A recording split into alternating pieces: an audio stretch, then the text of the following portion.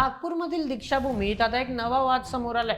म्हणूनच जी दीक्षाभूमी देशभरातील लाखो बौद्ध अनुयायांचं श्रद्धास्थान आहे, जिथे दरवर्षी लाखो लोक महामानव डॉक्टर बाबासाहेब आंबेडकरांना वंदन करण्यासाठी येतात. त्याच दीक्षाभूमीवर मोठा तणाव निर्माण झालाय, ज्यामुळे संपूर्ण आंबेडकरी समाजामध्ये सध्या चिंतेचं वातावरण पाहायला मिळते. ज्या बाबासाहेबांनी संपूर्ण देशाला एकजुटीचा संदेश दिला, त्यांच्याच पवित्र तीर्थक्षेत्रावर नियंत्रणासाठी मोठा वाद निर्माण झालाय. म्हणूनच हे प्रकरण फक्त नागपूरपुरते मर्यादित राहिले नसून संपूर्ण देशभरातील बौद्ध आणि आंबेडकरी अनुयायांसाठी अत्यंत महत्त्वाचा मुद्दा ठरला आहे. एकीकडे या स्मारक समितीतील सदस्यांमध्ये अंतर्गत मतभेद निर्माण झाल्यामुळे दोन गट समोर आले असून त्यांच्यातच हा संघर्ष निर्माण झालाय. तर दुसरीकडे अनुयायांनी स्पष्ट मागणी केली आहे की दीक्षाभूमीवर कोणत्याही एका व्यक्तीचा किंवा कुटुंबाचा नव्हे, तर संपूर्ण समाजाचे नियंत्रण असले पाहिजे. विशेष म्हणजे या प्रकरणी अनुयायांकडून मुक्त परिषदेचे आयोजन करण्यात आले आहे. दीक्षाभूमी समितीतील अंतर्गत संघर्ष, त्याचप्रमाणे अध्यक्ष पदावरून हटवण्याच्या हालचाली आणि आता आंबेडकरी अनुयायांची स्पष्ट मागणी, यामुळे या प्रकरणाने अत्यंत गंभीर स्वरूप धारण केले आहे. तर नेमका हा वाद आहे तरी काय? समितीतील दोन गट अशा प्रकारे एकमेकांसमोर का आले आहेत? मुक्त परिषदेत नेमकं काय घडलं आणि आता या सर्वांचा दीक्षाभूमीच्या भवितव्यावर काय परिणाम होऊ शकतो? चला हे संपूर्ण प्रकरण सविस्तर पद्धतीने जाणून घेऊया आजच्या व्हिडिओमध्ये. आजच्या बातमीचे लेखक आहे मेहुल मराठे.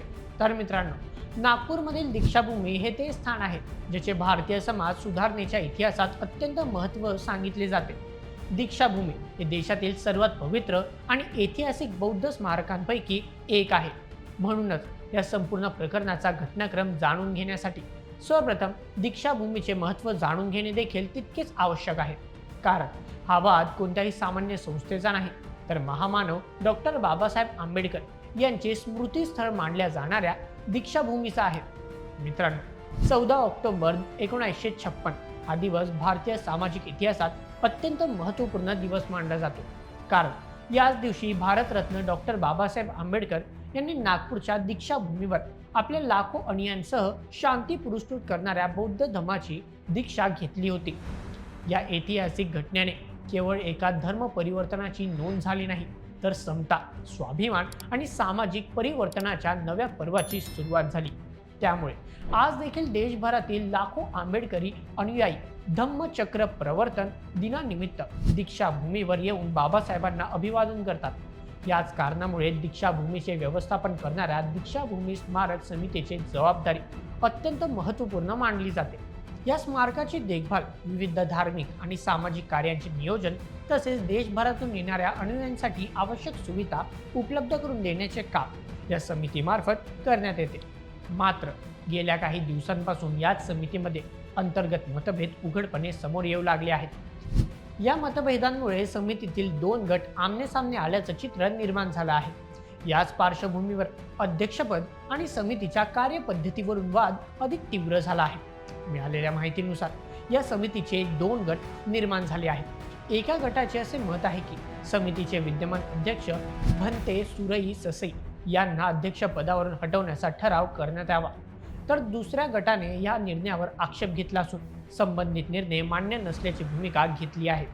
त्यामुळे आता हा वाद केवळ एका अध्यक्षपदापुरता मर्यादित राहिलेला नसून तर संपूर्ण समितीच्या व्यवस्थापनावर आणि भविष्यातील कार्यपद्धतीवर प्रश्न निर्माण झाले आहेत. याच प्रकरणाची गंभीरता लक्षात घेत अनेक बौद्ध आणि आंबेडकरी अनुयायांकडून नागपुरात मुक्त परिषदेचे आयोजन करण्यात आले होते.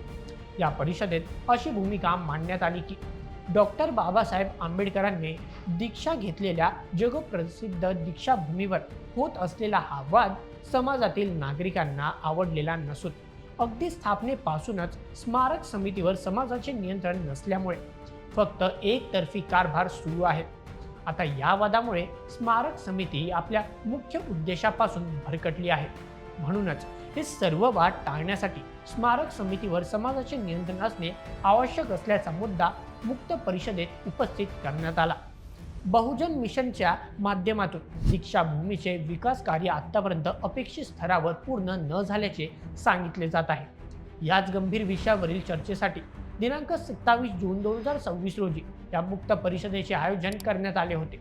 या प्रसंगी समाजातील अनेक नागरिकांनी आपल्या भावना व्यक्त केल्या। यावेळी बोलताना रत्नदीप रंगारी म्हणाले की दीक्षाभूमीचा विकास व्हावा अशी संपूर्ण बौद्ध समुदायाची भावना आहे, म्हणूनच आता सर्वांनी पुढे येऊन त्यावर नियंत्रण ठेवण्यासाठी पुढाकार घ्यावा। त्याचप्रमाणे काही इतर सदस्यांकडून दीक्षाभूमीवरील परिवारवादाचा मुद्दा देखील उपस्थित करण्यात आला। शेवटी परिषदेत अशी मागणी केली गेली की स्मारक समितीची सध्याची रचना बदलून अधिक प्रतिनिधित्व असलेली आणि लोकशाही तत्वांवर आधारित नवीन रचना करण्यात यावी। या संपूर्ण चर्चेत एक नाव वारंवार समोर आलं, ते म्हणजे भंते सुरई ससई, कारण त्यांनी अनेक दशकांपासून बौद्ध धर्माच्या प्रसारासाठी आणि दीक्षाभूमीशी संबंधित विविध उपक्रमांसाठी काम केले आहे। त्यामुळे त्यांना मोठा आदर आहे। मात्र काही कार्यकर्त्यांचा आरोप असा आहे की स्मारक समितीच्या निर्णय प्रक्रियेत सर्व सदस्यांना समान संधी मिळत नाही आणि कारभार अधिक सामूहिक व्हायला हवा। दुसरीकडे भंते ससई यांनी यापूर्वी त्यांच्या विरोधातील अनेक आरोप फेटाळले असून काही आरोप हे बदनामी करण्याच्या हेतूने केल्याचा दावा केला आहे। या वादाची पार्श्वभूमी पाहिली तर गेल्या काही महिन्यात अनेक घटना घडल्या।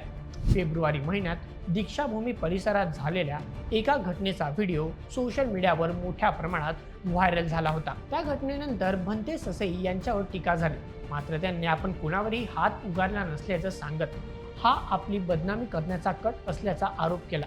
त्यानंतर दोन्ही बाजूंनी तक्रारी आणि आरोप प्रत्यारोप सुरूच राहिले। यानंतर डॉक्टर बाबासाहेब आंबेडकर यांच्या जयंतीनिमित्त दीक्षाभूमीवर दरवर्षी होणारा संयुक्त वैचारिक प्रबोधन सोहळा यंदा होणार नसल्याची घोषणा करण्यात आली। स्मारक समितीचे अध्यक्ष भंते सुरई ससई यांनी या कार्यक्रमाला परवानगी नकारल्याचा आरोप आयोजकांनी केला। त्यामुळे समाजात नव्या वादाला तोंड फुटलं आणि व्यवस्थापनाविरोधातील नाराजी आणखी तीव्र झाल्याचे चित्र दिसून आलं। मात्र आता ते सर्वात महत्त्वपूर्ण आणि लक्षात घेण्यासारखी गोष्ट म्हणजे सध्या या सर्व मुद्द्यांवर अगदी स्पष्ट मतभेद दिसून येत आहेत। एका बाजूला व्यवस्थापनात बदलाची मागणी केली जात आहे, तर दुसऱ्या बाजूला काही लोक विद्यमान प्रक्रियेचं समर्थन करताना दिसत आहेत। आता या प्रकरणातील काही मुद्दे धर्मदाय आयुक्तांसमोर गेले असल्यामुळे त्यावर अंतिम निर्णय अजूनपर्यंत झालेला नाही। त्यामुळे सध्या स्थितीत तरी कोणत्याही एका बाजूचा दावा हा अंतिम सत्य मानता येणार नाही। म्हणूनच दीक्षाभूमीचा पुढे येणाऱ्या काळात विकास करण्यासाठी अंतर्गत वाद लवकरात लवकर थांबवण्याची गरज व्यक्त केली जात आहे। याच कारणाने आता हा प्रश्न फक्त एका समितीपुरता मर्यादित राहिलेला नसून तो आता या पवित्र भूमीच्या भविष्यातील व्यवस्थापनाचा महत्त्वपूर्ण मुद्दा ठरला आहे। कारण दीक्षाभूमी हा तो ऐतिहासिक वारसा आहे जो आपल्या पुढच्या पिढीपर्यंत पोहोचवणे आवश्यक आहे। त्यामुळे आता या वादातून नेमका कोणता तोडगा निघणार हे पाहणे देखील तितकेच महत्त्वाचे ठरणार आहे। तर मित्रांनो, या संपूर्ण प्रकरणावर तुम्हाला काय वाटतं? आता सर्व आंबेडकरी अनुयायी आणि समितीतील सदस्य एकत्र बसून या समस्येवर तोडगा काढतील का? तुमचं मत आम्हाला कमेंटमध्ये नक्की कळवा आणि अशाच व्हिडिओसाठी सबस्क्राईब करा बोल एम एच यूट्यूब चॅनलला। धन्यवाद।